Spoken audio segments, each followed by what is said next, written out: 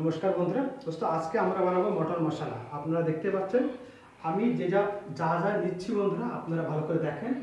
দোস্ত বন্ধুরা, প্রথমত আমি নিয়েছি 500 গ্রাম মটন, 1 বাটি আদা রসুন পেস্ট, 1 বাটি তেল। দোস্ত এটা হচ্ছে লাল মির্চি, লাল যে ঝাল থাকে না বন্ধুরা, সেই লাল ঝাল আমি ভিজিয়ে পেস্ট করেছি। আর 1 বাটি টমেটো বন্ধুরা এখানে দেখতে পাচ্ছেন, আর 1 বাটি পেঁয়াজ বন্ধুরা, আর কিছু খাড়া মশলা। তো বন্ধুরা আপনারা দেখতে পাচ্ছেন আমার প্রথমত কি কি লাগবে বন্ধুরা। প্রথমত আমি তেল ঢেলে দিচ্ছি আমার পরিমাণ মতন। আপনার যতটা তেল লাগবে আপনারা নিতে পারেন বন্ধুরা। অল্প একটু জিরা দিয়ে দিলাম, পাতা দুটো তুলতে, দুটো খাড়া মশলা, গোলমরিচ, কড়া দারচিনি আর কড়া লবণ, একটু পেঁয়াজ কাটা।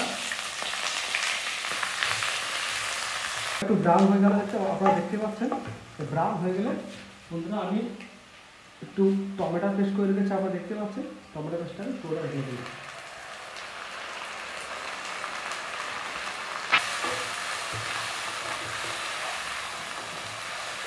আমার মটন আমি ঢেলে দিচ্ছি। মটনটা ঢালা হয়ে গেল। মটনটা হালকা একটু ভুনে নিতে হবে বন্ধুরা। হালকা একটু ভুনে নেওয়ার পরে বাকি মশলা ঢালতে হবে বন্ধুরা।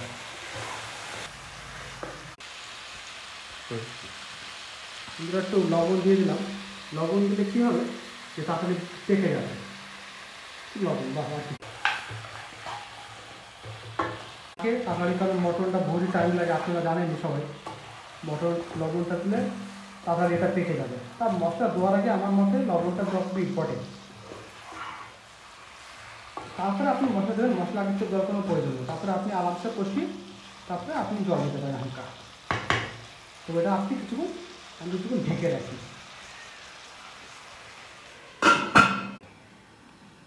বন্ধুরা মশলা হয়ে গেছে দেখতে পাচ্ছেন। তো হালকা একটু কষিয়ে নিলাম।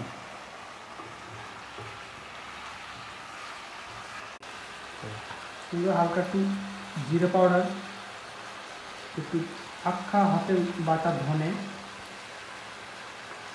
এটা মটন মশলা, এটা মির্চি পাউডার, একটু গরম মশলা আছে, একটু এটাকে লাস্টে আমি ভাবতে দেবো, তো হালকা অল্প দিয়ে দিই। বাস হয়ে গেল। আপনার লাস্টে লবণ পরিমাণ মতো লাস্টে দেবো বন্ধুরা।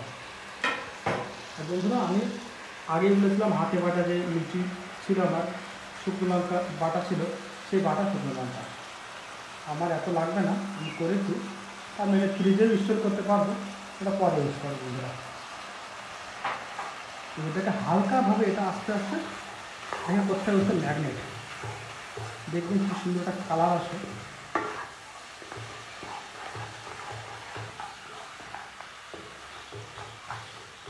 মশলা কষানোর পরে একটু ঢেকে দিই, আবার 5 থেকে 6 মিনিট পরে আবার খুলব বন্ধুরা। দেখে নিই কেমন কথা। দেখেন শুধু কালারটা কেমন আসছে। আহা হা, খুবই সুন্দর একটা কালার আসছে। দিলাম উষ্ণ গরম জল,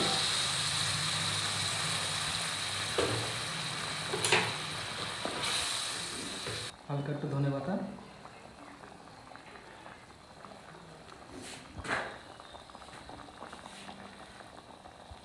সুন্দর একটি গন্ধ আসবে।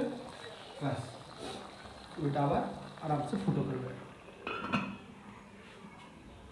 দেখতে পাচ্ছেন প্রায় আমার মটন মশলা হওয়ার মুখে।